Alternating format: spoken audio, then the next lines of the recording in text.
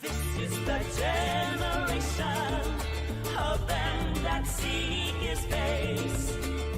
This is the generation of them that seek his face. Shalom, shalom, Shabbat shalom this morning as we are here broadcasting live from Olive Tree Fellowship, our Kehillah, our synagogue here in uptown Albuquerque, New Mexico. Those of you that are here in our parking lot, in our drive-in congregation, those of you that are in YouTube, we want to welcome you on YouTube. We want to welcome you on Facebook. And we want to welcome you on KOTF, our 88.1 on your FM dial here in the uptown area of Albuquerque, New Mexico. We're right catty corner from the Coronado Mall.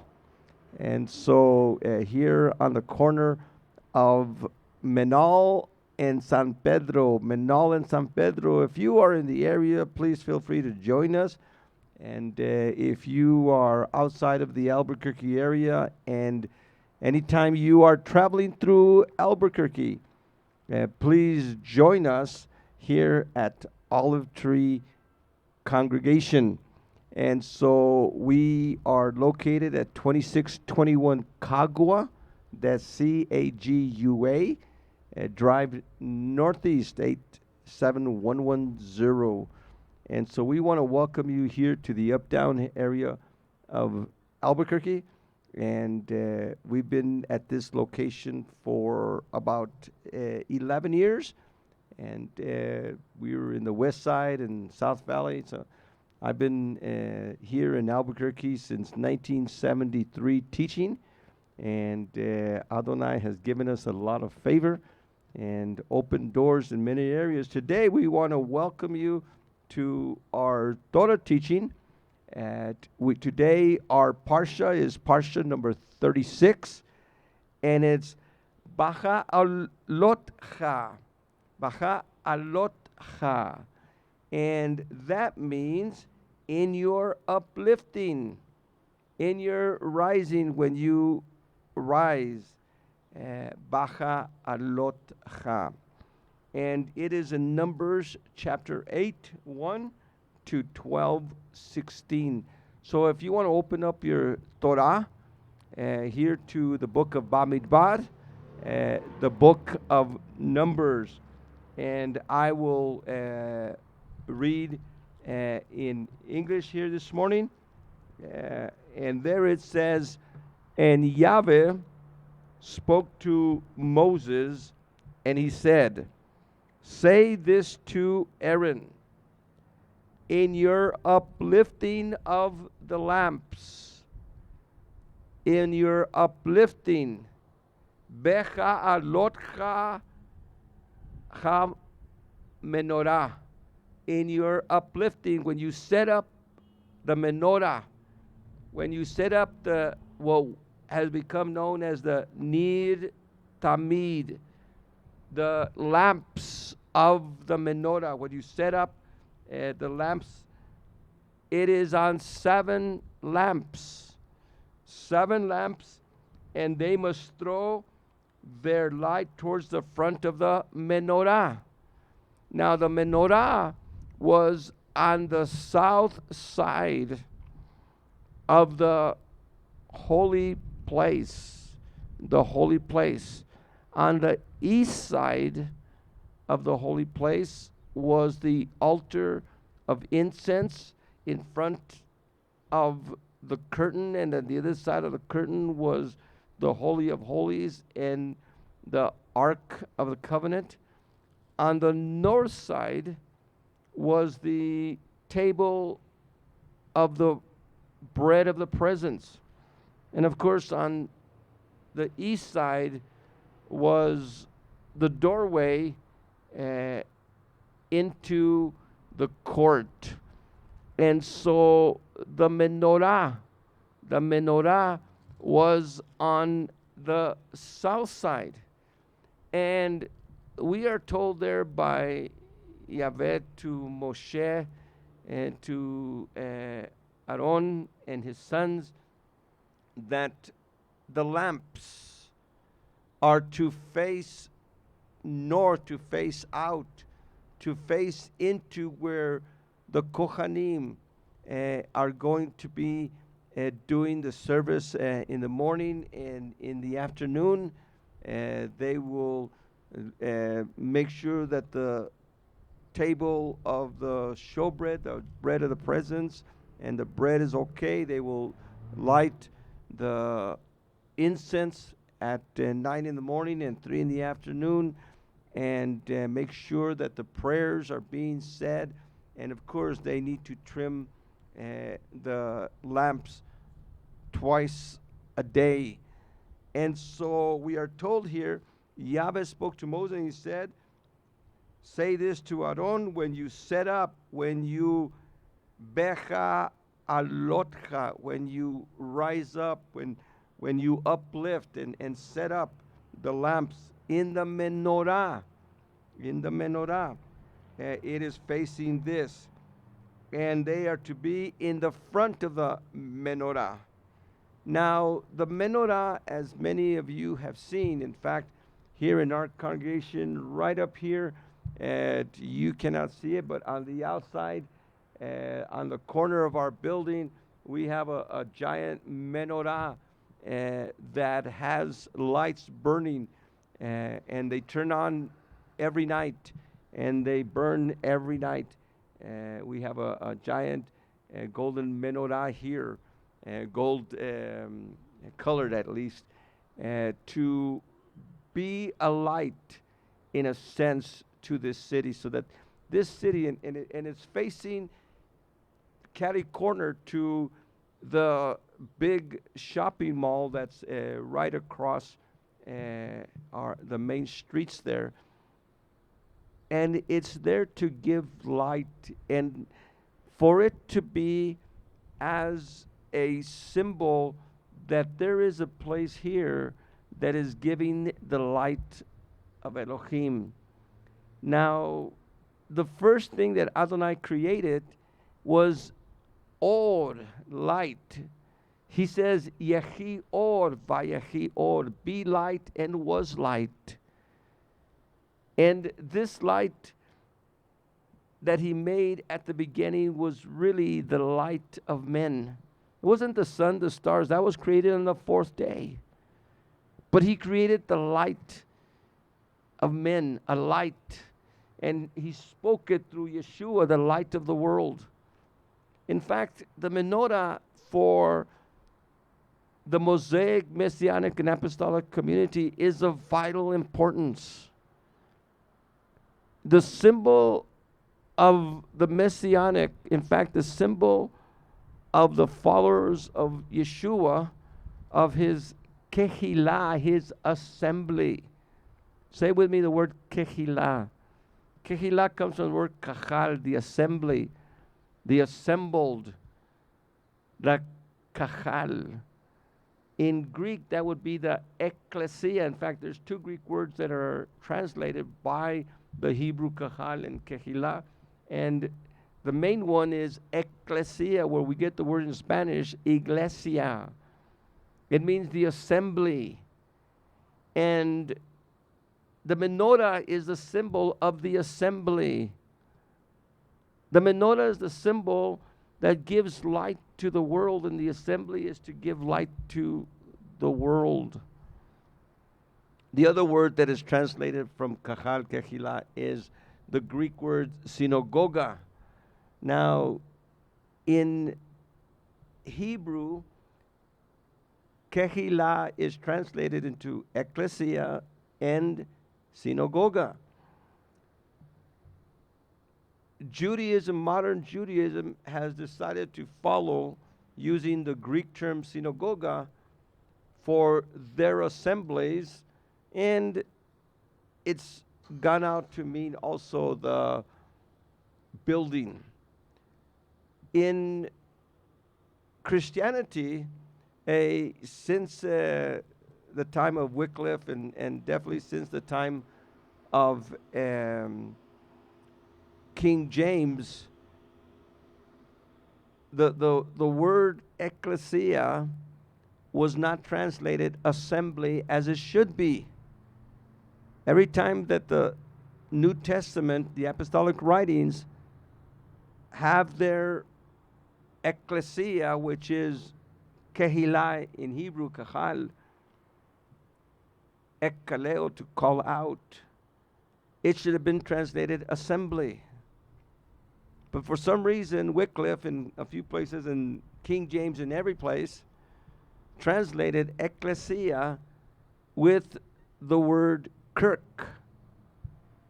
And a kirk or church, and into our modern English word church, is a circle. It's a round thing, a circus, a rodeo in Spanish. It's something round. It's that which pertains to the Lord in the King James from the Greek. And so that is a bad translation. That is not a right translation. Church, C-H-U-R-C-H, is not a translation or even a transliteration of ecclesia. Now in the Spanish, iglesia is. And this is the assembly. Now, Israel is an assembly. Israel is a kehillah. And throughout the wanderings, Moshe and the kahal, Moshe and the assembly of Israel, the Edat Israel, the congregation of Israel. Now, why am I talking a lot about the assembly? I said that here in the corner of our building is our menorah. Now the menorah is to give light.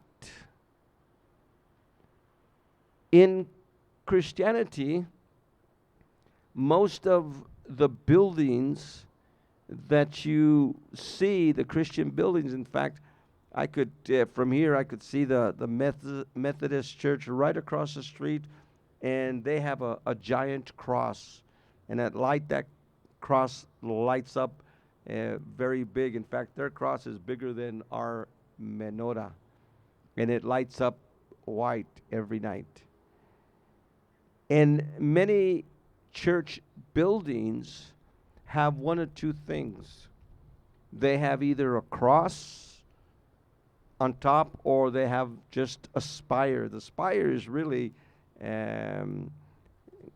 like the Washington Monument and other monuments in the ancient world were actually phallic symbols, and so those should not even be there. But in today's world, most Christian churches do have a cross on top. And so the cross has become the symbol of Christianity. In fact, even to the point that the Crusaders would emblazon crosses. That's where we get the word crusade, cruz, Latin, cruz, Spanish. A crusade is a taking the cross to the infidel Muslims and what they call the infidel Jews. And many of our Jewish people died at the hands of Christian crusaders with the cross emblazoned and the crosses on their hands.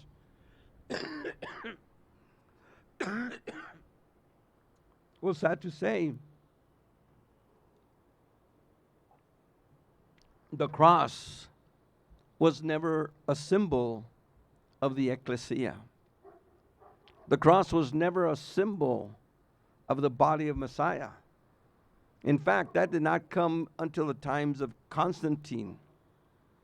What is the symbol? What is the symbol of a messianic congregation? What is a symbol of a congregation that follows Messiah? It's the menorah. When Adonai told Moshe to make the menorah. He specifically says here in Numbers 8:4, this menorah had been made according to the pattern, according to the blueprint that Yahweh had shown to Moshe. It was according to the blueprint. So the menorah is not something that was invented by Moshe. Excuse me. The menorah is not something that was invented by Judaism. The menorah is a lampstand that stands in the throne room of Adonai in his holy place in eternity in the third heaven. How do we know this?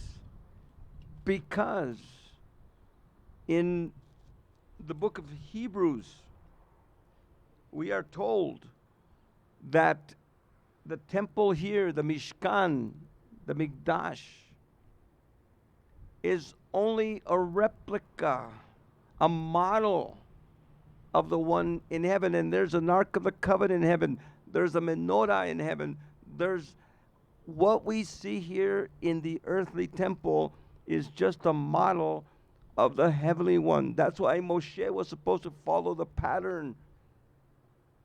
And in the menorah, he follows the pattern. And the menorah is a symbol of light. Light as opposed to darkness. Light that gives knowledge and wisdom and understanding.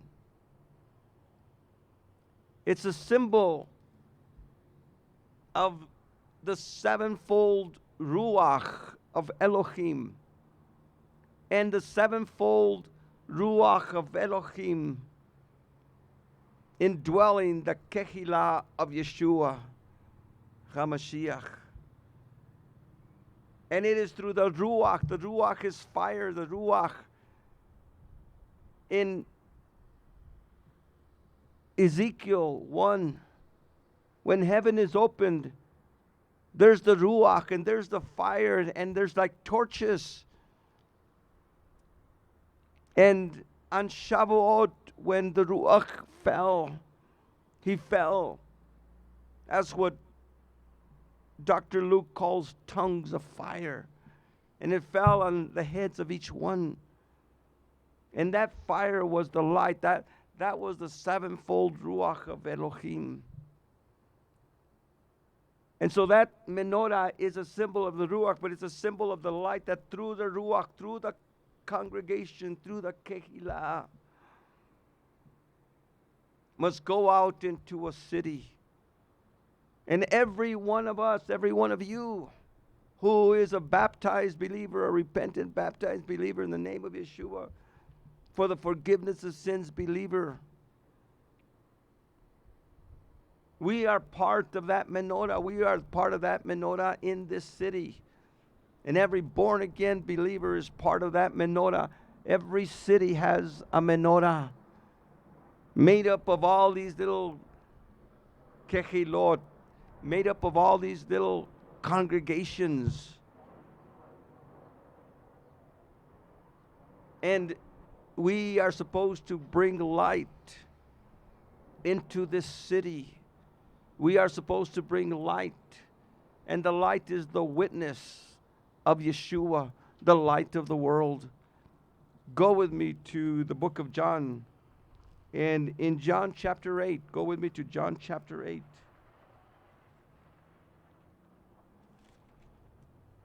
And here in John chapter 8, verse 12, John 8:12, Yeshua says, I am the light of the world. Anyone who follows me will not be walking in the dark. He will have the light of life. The light of life. When Adonai said, Yehi Or, he brought the light of life to the world. Through the word, through the spoken word, Chadavar, which was Yeshua, the living Torah. And so over here, and we could do, and I would encourage you, do a study here, especially in the book of John, on Yeshua being the light of the world. Yeshua says, as long as I am in the world, I am the light of the world. The world is walking in darkness, and Yeshua is the light of life. Yeshua is the light of the world. Without Yeshua, the world is dark. You've heard the term the Dark Ages. The Dark Ages, and after that came the Enlightenment. Well, let me tell you, the Enlightenment was just as dark as the times of the Dark Ages. Only with Yeshua can you have true light. Without Yeshua, you're walking in darkness. That means you're stumbling. That means you're falling. That means you are asleep. You are in a stupor.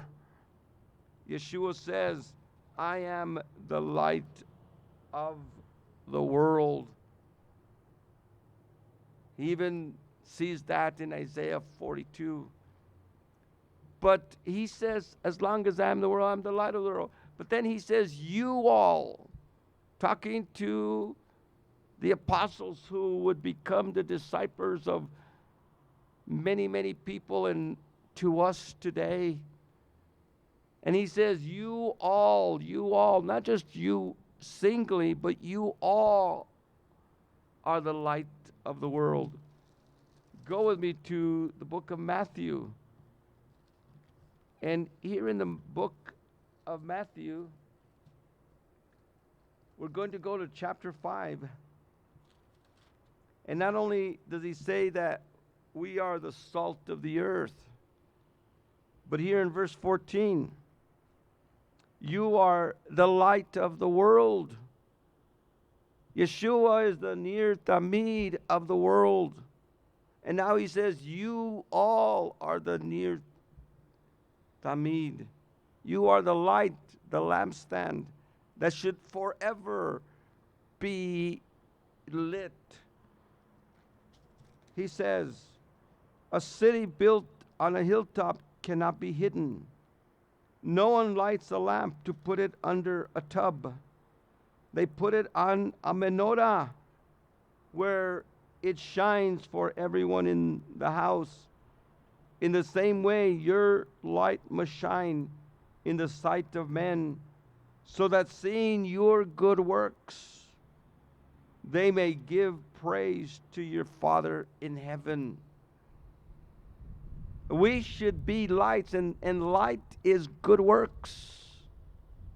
Now, definitely we shouldn't be showing off our good works. We shouldn't be showing off our light or comparing our light to other lights. My light is brighter than your light. That's pride. In fact, a couple of chapters later, he rebukes them, and he rebukes those people, the Pharisees and Sadducees, who are always showing off their light. No, we must not show off our good works. We must be full of good works so that people could see our good works and give glory to Adonai, but not be prideful or arrogant in our good works. Again, showing off or comparing. But it specifically says there, you must let your light shine. Is our light shining in front of men so that people could see our good works? And every one of us could probably look at our own selves. Every one of us could see, oh man, I wasn't a shining light at that one. In fact, at that one, I turned my light off. And there's many times that we ourselves turn our light off by not doing that which would be as a believer should be doing, a good work. So not only is Yeshua the light of the world, the menorah of the world, But every one of us should be the light of the world individually. But a congregation, a messianic congregation, must be the menorah of the world. Go with me to the book of Revelation. In the book of Revelation, in chapter 1, one of the things that we see is that there are 7 kehilot, 7 kehilot, 7 congregations. And there were 7 congregations in Asia Minor. And he names the 7 congregations, and in verse 12 of chapter 1 of the book of Revelation, he says, "And I turned around to see who has spoken to me. And when I turned, I saw 7 golden menorot." A menorah in the singular is a lampstand. A menorah is a lampstand, singular, with 7 branches. A menorot are 7 plural, translated into English, menorahs. 7 menorot, and surrounded by them a great figure like the Son of Man. And so here we have 7 menorot and the Son of Man, one like unto the Son of Man. And when Yochanan, the Revelator, John, the Apostle John, sees this vision, he falls as a faint. He just falls, he gets slayed. And he was touched by an angel. He says, "Do not be afraid." And now we find out who this man, Son of Man, is. It is Yeshua himself. He says, "I am the first and the last. I am the living one. I was dead, and now I am alive forever and ever, and hold the keys of death and of the underworld.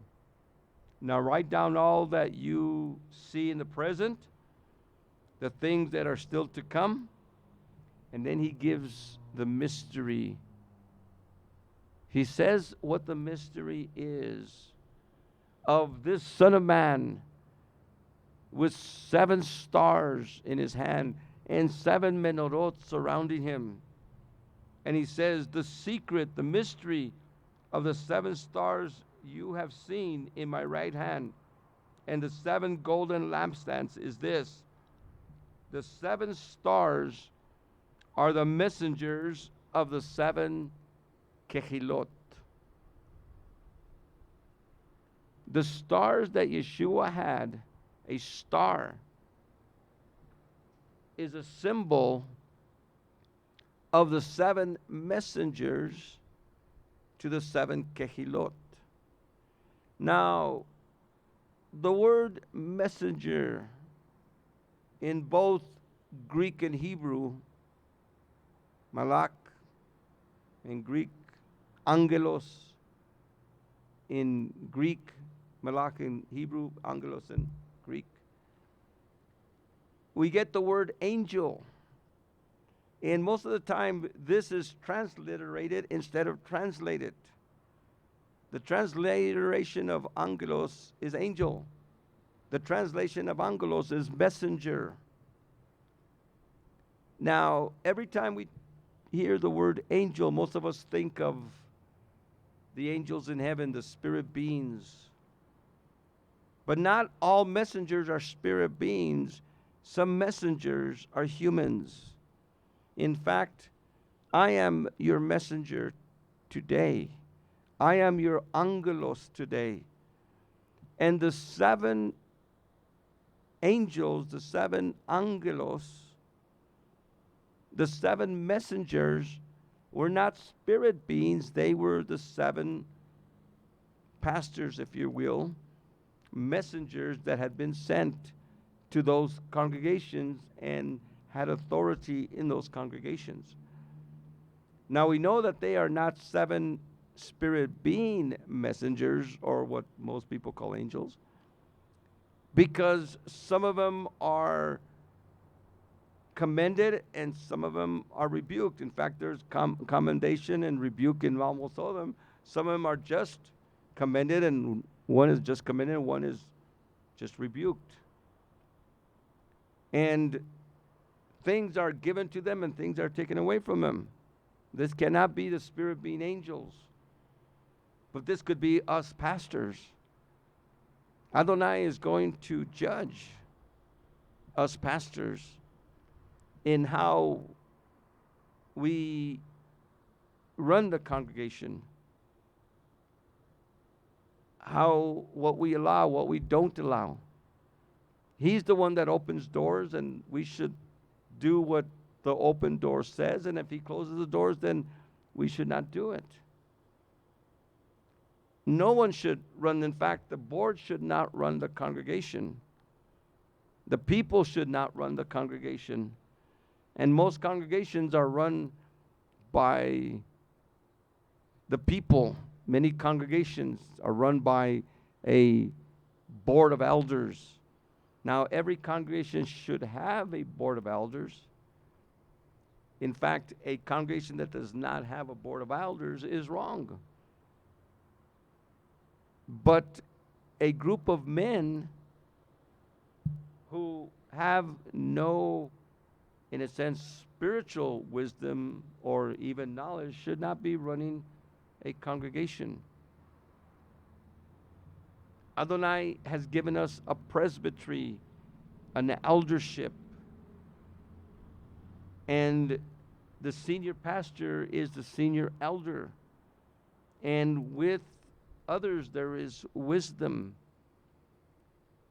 But a pastor is to have the congregation run by what Yeshua says, what Adonai says, through the Ruach, not run by anyone else. So please don't try to influence your pastor into doing this or not doing that. Yes, you could give him wisdom and understanding, but always remember, he has to seek what Adonai says, or we are liable, or we stand liable before Adonai.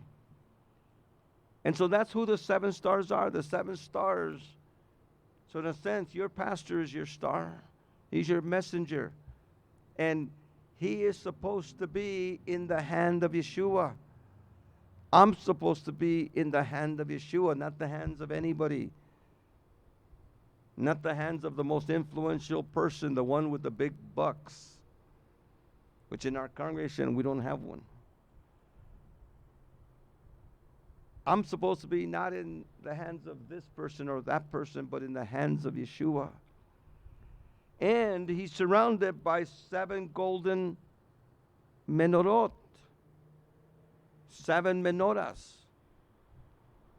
And he says the 7 menorot are the 7 congregations, the 7 kehilot.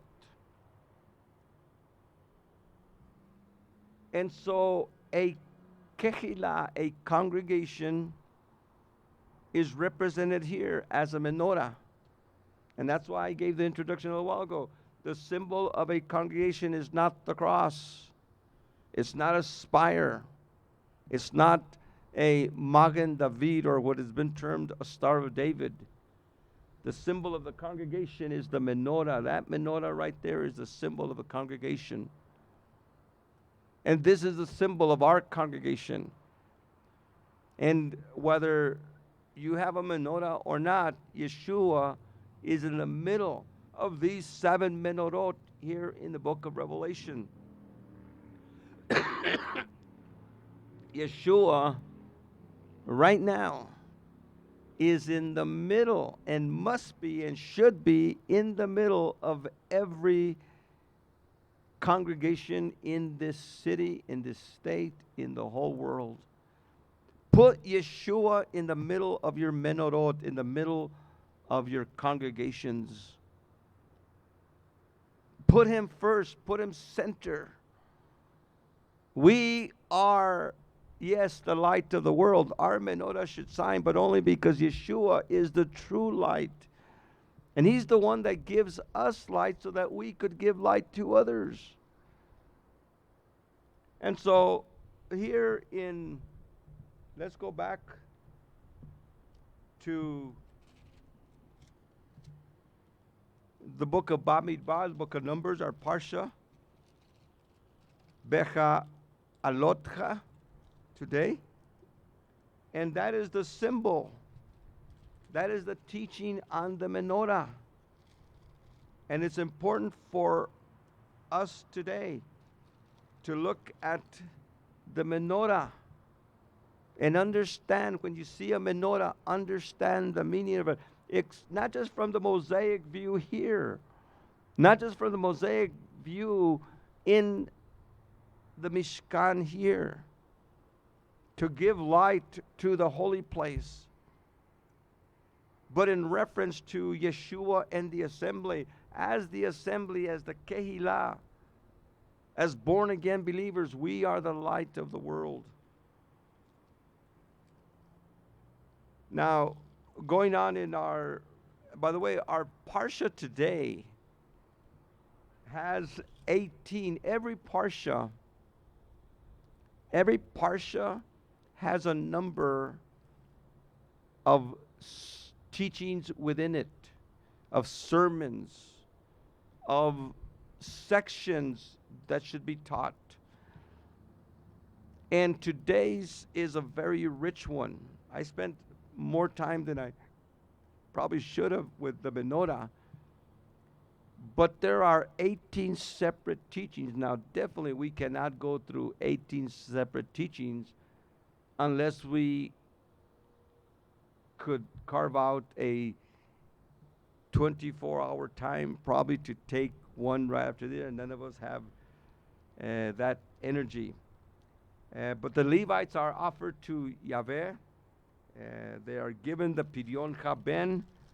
We see here up to verse 26 is the duration of their ministry.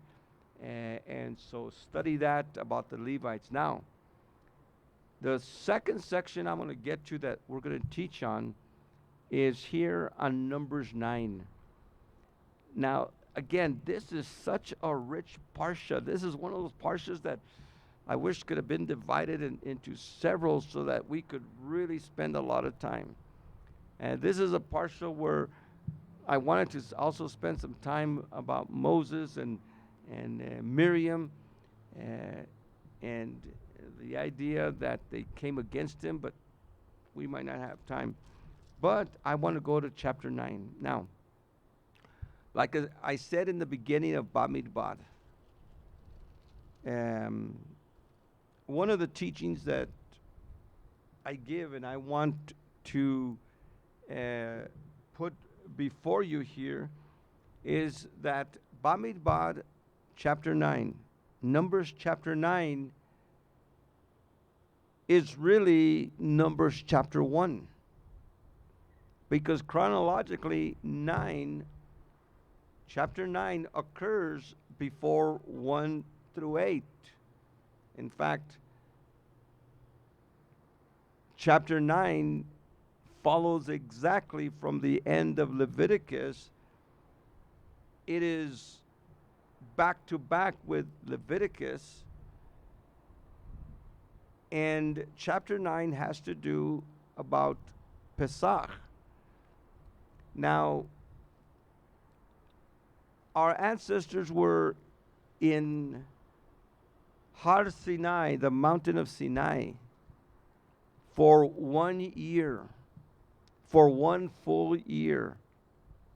From Pesach, when they left Egypt, 3 months later they reached Sinai, and they are there for the rest of the year, and now Pesach is coming up.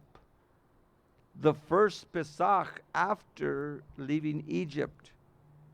Technically the second Pesach that Adonai commands. And there in 9:1 it says, and Yahweh spoke to Moshe in the wilderness of Sinai, Bamidbar Sinai, in the second year after the exodus from Egypt, in the first month. Remember, Numbers 1 says in the second year on the second month. Here is in the first month. So chronologically, this comes first. Let the sons of Israel keep Pesach at the appointed time. Now, we are here in the first month. The Rosh Hashanah had just occurred. It's probably the second, third day. It says there. And he's telling them that they are to keep Pesach at the appointed time, at the Moed, not whenever you want. Pesach is not one of those things that you could just set up at your convenience. He says, you shall do it at the Moed, at the appointed time, at the appointment, at the reservation. I want to make sure that everybody understands that Pesach is a once-a-year reserved time. And the only way to find out is look to a biblical sighted moon calendar. And after the sighting of the crescent moon of the first month of the year, Rosh Hashanah, after the spring equinox, count 14 days, and that is Pesach. It'll always be Pesach. 14 days after the crescent moon in Jerusalem appears on the western sky, and it is visible in Jerusalem, proclaimed from Jerusalem. 14 days from there is Pesach. That is the Moed. That is the appointment. And so we have to wait till when the spring equinox comes and the first crescent moon, and then we start counting. So every year is going to be different. And we need to be alert. We need to be awake. One of the most important ideas of being a biblical follower, a lot of people say, I follow the Bible, but they're not even aware. In fact, a couple of weeks was Shavuot, which is Pentecost. And I was talking to this guy the other day, and I said, oh, how was your Pentecost day? He's a Pentecostal. He wasn't aware that Pentecost day had occurred. A lot of people, even Pentecostals, don't know when Pentecost is. It's the biblical feast of Shavuot, the Feast of Weeks. And over here it says, let the sons of Israel keep Pesach at its appointed time, the 14th day of this month.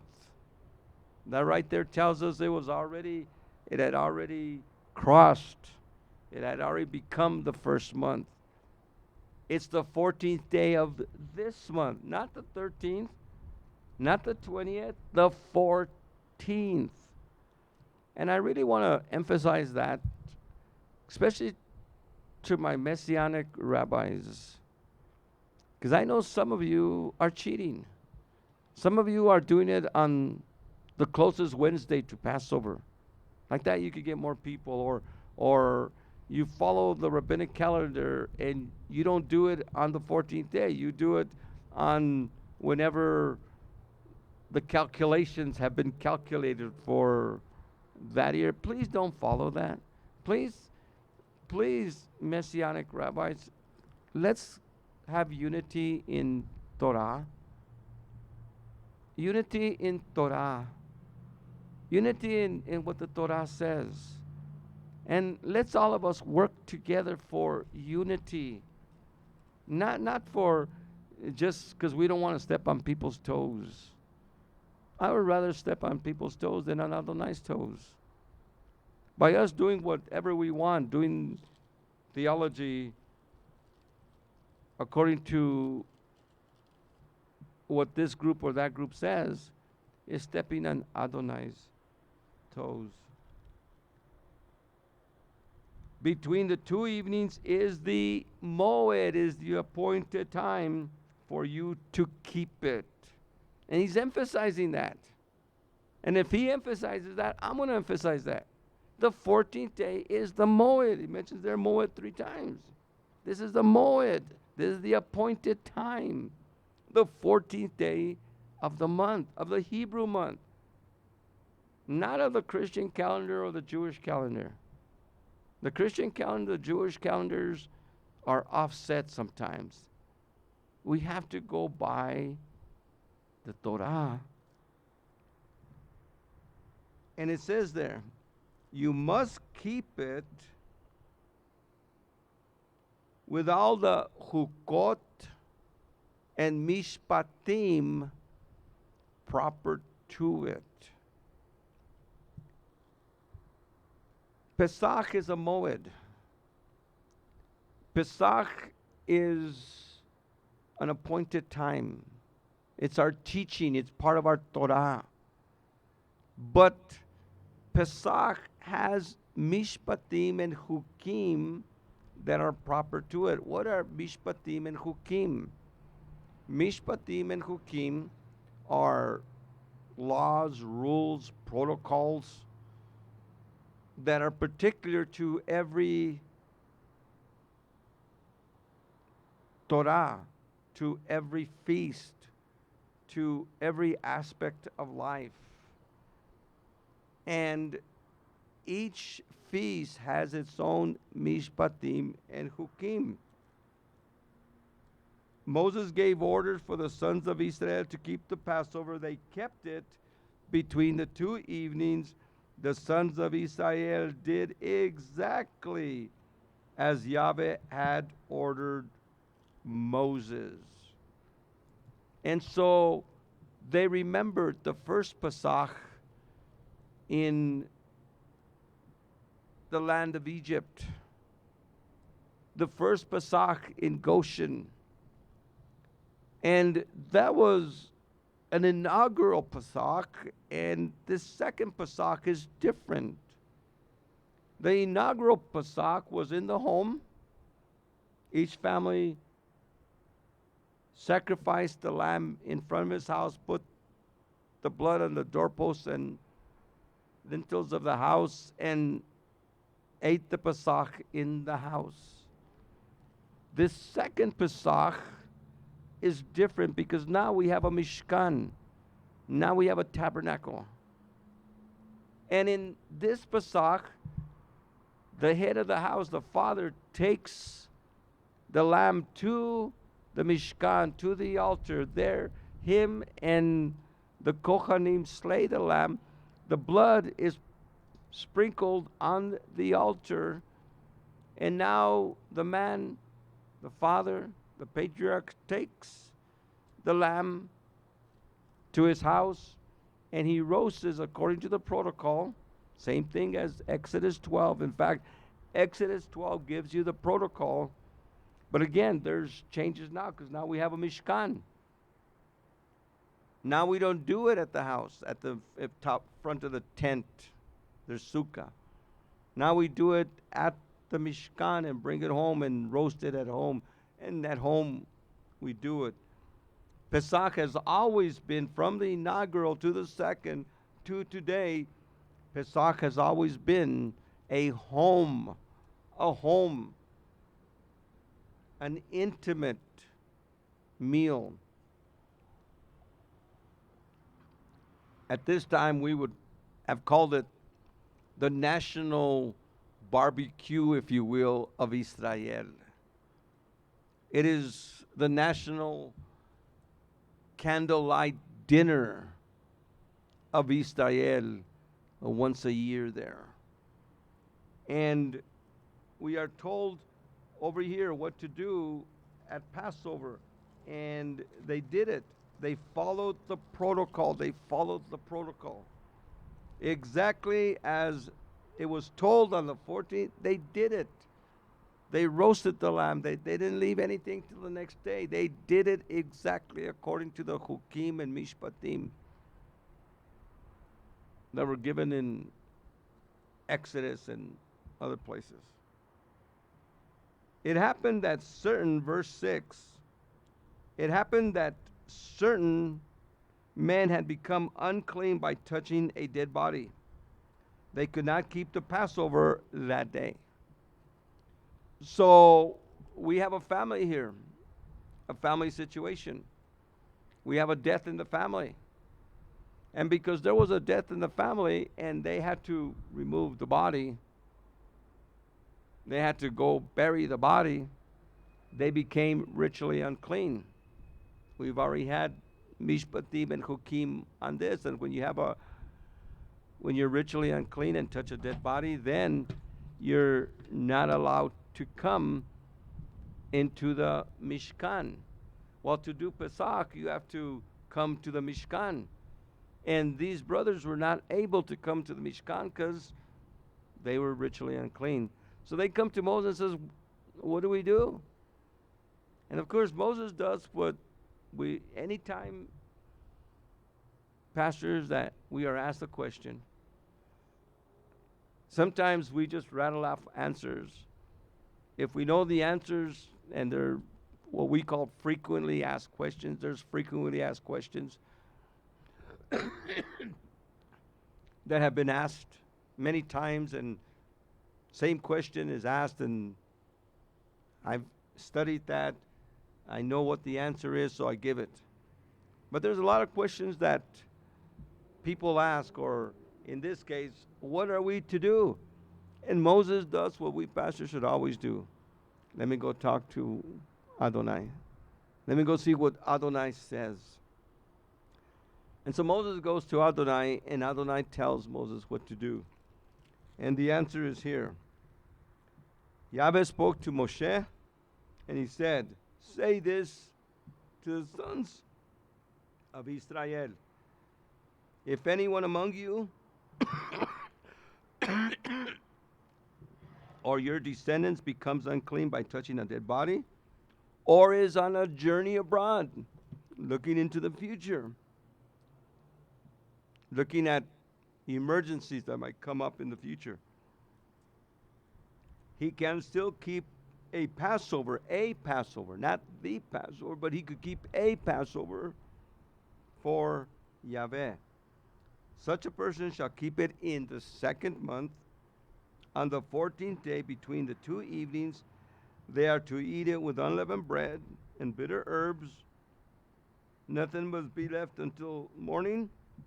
They must not break any of its bones. They must keep this Passover exactly according to the ritual of Pesach. Again, an exception to the rule. If for some reason an emergency comes up, you are ritually unclean, for whatever ritual unclean, or you're on a journey, and you cannot keep Pesach on the 14th day of the first month, then you are able to do a second Pesach 1 month later, exactly on the 14th, exactly according to the ritual of the first one. And this is Adonai showing his grace. Now, it goes on to say,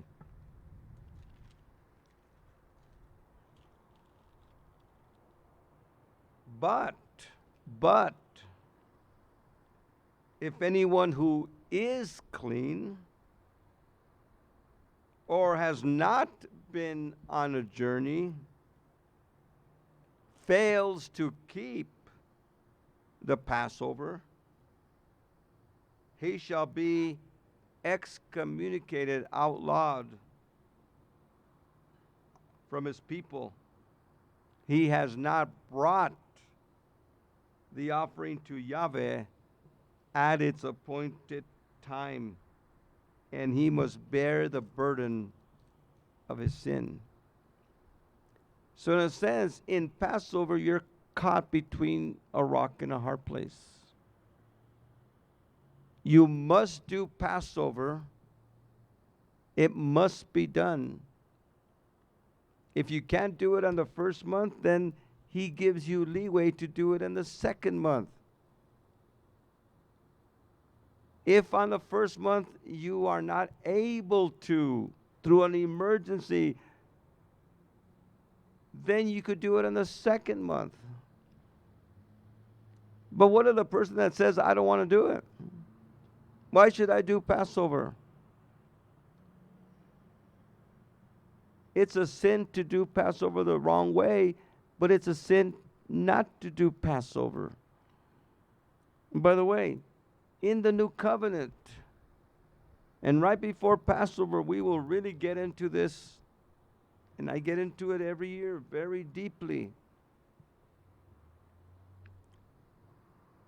In the new covenant scriptures, Yeshua and Paul emphasize the fact that Pesach must be done. Whenever you do this, Yeshua says, do this in remembrance of me. So whenever we do Passover once a year, it's in remembrance of Yeshua. But Paul says when you do it, you must do it in a worthy manner. Doing it in a flippant and unorganized manner whenever you want is not according to the protocols of Pesach. And it should be done to the best of our ability. Of course, today, without a Mishkan, without a high priest and a priesthood, we cannot sacrifice. And a sacrifice Pesach, should only be done in Yerushalayim. In fact, the last Passover was done in 70 AD when the temple was destroyed. Yeshua taught us to do the Seder. The Seder is a messianic apostolic introduction. The apostles were doing Seders before Israel. The Jewish people in the first century were doing Seders. In fact, in Corinth, there in 1 Corinthians 10 and 11, they were doing a Seder. They were not doing a Pesach. It was at Pesach time. It was on the 14th, but it was a Seder. Why were they doing a Seder? They were doing a Seder because they were outside of Yerushalayim. If you're outside of Yerushalayim, you do a Seder.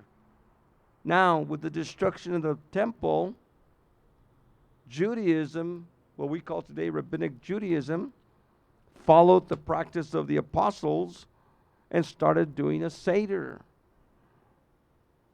You know, a lot of people do Christ in the Passover celebrations, and those are good, but always remember that modern Judaism got the Seder and the Seder order, what we would term the Haggadah, from the early Messianic community, not vice versa. The early Messianic community did not get it because there was no, at that time, Mishnah and Talmud and all these things. They got it from the Messianic community. And I could show you that very easy, even in their own writings. Now, if a Gorim, now a Gorim is a proselyte, a stranger, a foreigner. In some of our English Bibles, some people think, well, it's someone who's not a believer. No. A Gorim is a person who is a believer in the Elohim of Israel and wants to become part of Israel. And they, in order to be part of Israel, finally are circumcised and are brought in. Watch what it says. If a Gerim, a proselyte, is living among you and keeps Passover for Yahweh, if he keeps Passover, look at that. The proselytes could keep Passover also. If he keeps Passover for Yahweh, he must keep it in accordance with the mishpatim and hukim of the Passover. He must keep it according to the mishpatim and hukim, the idot of Pesach. He must follow the same protocols that Israel did. That right there tells you that proselytes could go and sacrifice at the Mishkan. You see, today a lot of people have said, well, Gentiles are not allowed. But if that Gentile becomes a Gerim, a proselyte, then he has the same rights as Israel. And he must follow the same protocols. For there is to be one hukim for Gerim and native alike. One hukim, one way of doing things, one law, one statute, one decree for both Gerim, the proselytes, and the native born. Not two. The proselytes don't do this, and today there's all this mumbo jumbo about Noahide laws and Noahide people. You know, Gentiles, you're not, believers, you're not Noahides. That is a made-up rabbinic thing. Please don't follow the Noahide system. That's not true. Follow Torah. Follow Yeshua. Be Mosaic. Be Messianic. Be apostolic. Follow what Moses said. Follow what Messiah said. Follow what the apostles said. Not follow one to the other. And definitely don't follow what outside of Moses, outside of Messiah, outside of the apostles. Do not follow. In the Christian sense or in the rabbinic sense. Both the Christianities and the rabbinics today are hybrids of Torah and man's teachings.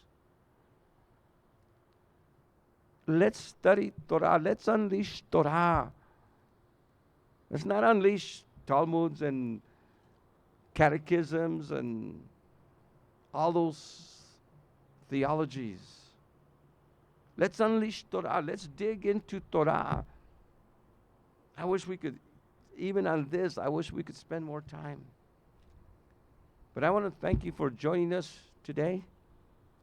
And I want to thank you all for coming. Those of you that are listening over our YouTube channel, and those of you that are listening in our Facebook, those of you that are listening on 88.1 on our local uptown radio station. And I want to thank you. And I want to thank you for the gifts that are coming in at this very hard time in the history of the world. And our people have had hard times throughout. Our people in Russia in the 1800s, our people in Germany in the 40s, our people in Africa, our people in China, in other parts of the world have gone through tremendous upheaval and tribulation. And I want to thank you for your tithes, your offering that you give us. We bless you. Yevarechecha Yahweh va'ishmerecha. Ayir Yahweh panav elecha v'chunecha. Asa Yahweh panav elecha v'yasem lecha shalom. May Yahweh bless you and keep you. May Yahweh make his face shine upon you, be gracious unto you. May Yahweh lift up the light of his countenance upon you and give you his peace. Shalom, shalom. Amen. Shalom, shalom. Welcome to Olive Tree Fellowship and Torah Unleashed Ministries. Thank you for joining us on our channel. If you have enjoyed this teaching and would like to see more, please like and subscribe to our YouTube channel. Don't forget to click the notification bell so that you can be notified when we have new videos. If you would like to support Olive Tree Fellowship and Torah Unleashed Ministries, please visit us at olivetreefellowship.com or torahunleashed.org. We thank you for your past support and hope to continue with you. Shalom, shalom. Have a good day.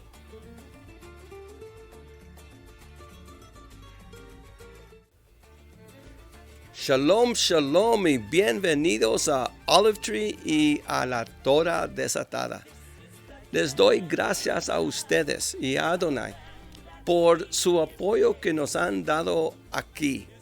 Y si quieren continuar a hacer una donación, pueden ir aquí en torahunleashed.org o en olivetreefellowship.com y ahí pueden dar una donación. Su apoyo, su ayuda es importante en estos días. Shalom, shalom.